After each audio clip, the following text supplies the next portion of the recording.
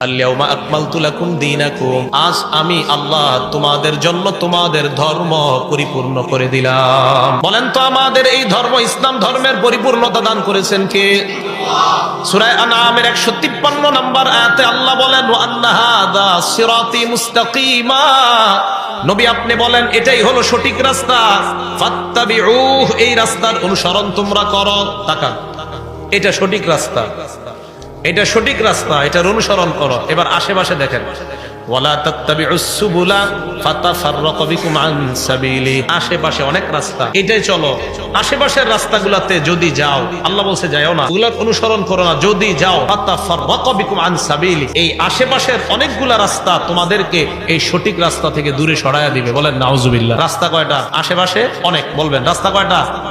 আশেপাশে অনেক। ওই আশেপাশের অনেকগুলাতে যদি যান তাহলে আপনাদেরকে সিরাতে মুস্তাকিম থেকে দূরে সরায়া দিবে।